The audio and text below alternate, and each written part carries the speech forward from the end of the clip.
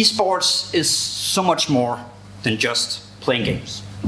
It's not just sitting down and becoming a pro athlete. Not everyone can become that, but it's a market, a community with, so much potential. And when you are teaching your students, probably not everyone either are going to be a pro athlete or want to play video games. So this is an approach you can take in doing esports and esports education. And instead of teaching them, playing games, you can teach them how to become an entrepreneur in the esports world instead.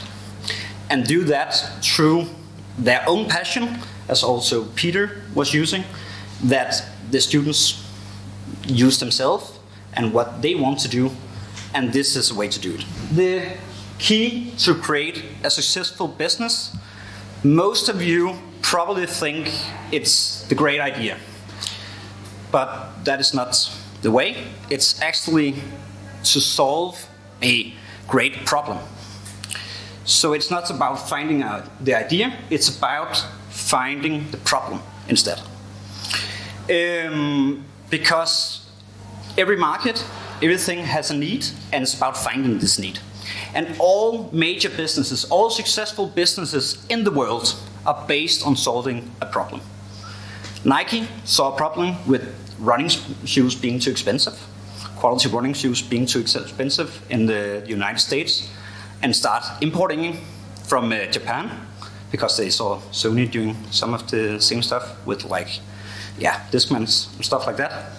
And Microsoft, they made a computer much more accessible by creating a platform so you can click with the mouse and stuff like that instead of prompting codes. They solved a problem because they saw a problem that not everyone knows these codes and have to remember a lot of stuff. And it's the same way you can work with your students, is finding a problem and develop a company on that. The most important thing when you develop a company is your customers. It's your potential customers, and you have to get immediate feedback right away. So even when you're at this problem stage, where you only have a problem, you don't even have an idea to solve this problem yet, you have to present it for your customers to actually hear if they think it's a problem. Is this a big enough problem for them? Is this even a problem? And why do they think that it's not a problem or it is a problem? So when you work with your students, they have to do this. Call some people in their target audience that they might think potentially want to buy this at some point, that they solved the problem before. And call them and ask them, do you think this is a problem? Why do you think it's a problem or not a problem? And do you think it's a big problem? We use a scale from 1 to 10. How big a problem do you think it is? 1 to 10, 1 being not a problem at all, and 10 being a huge problem.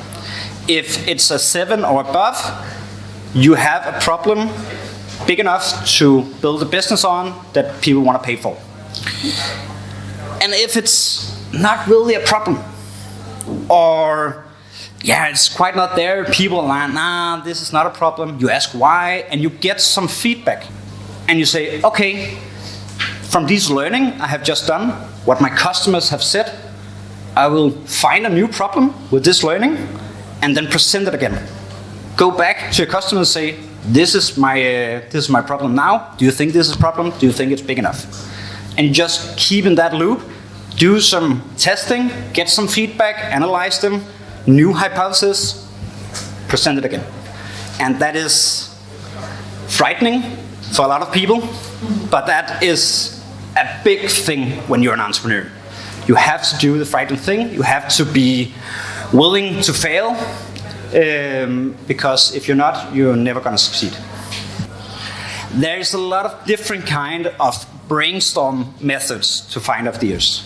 There is something called brainwalking, normal brainstorm with just write ideas. We like this model, which is called Business 4 Rooms.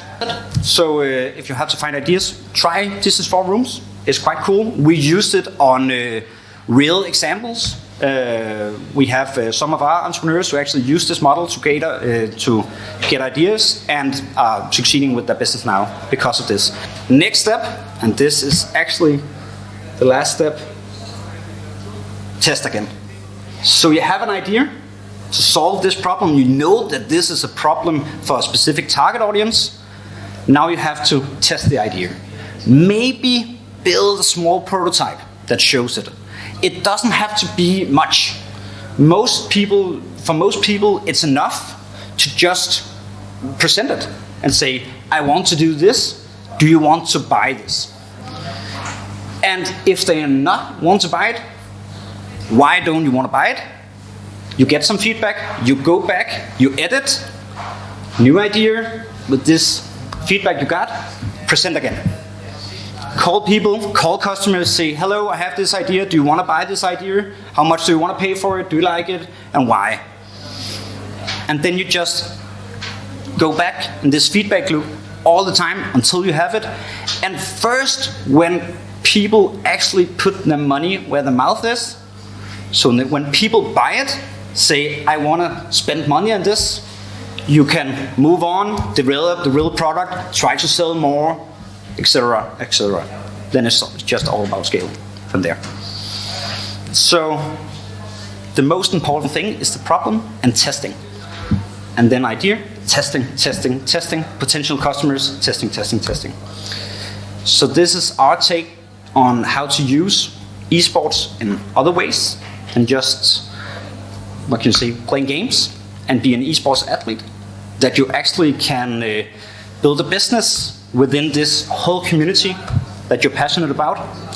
And this is a way to do it. So you don't, as a teacher, don't have to know anything about broadcasting. You don't have to know anything about mental health within esports. If you know this method and can take your students through this method, they will learn from their customers what to do.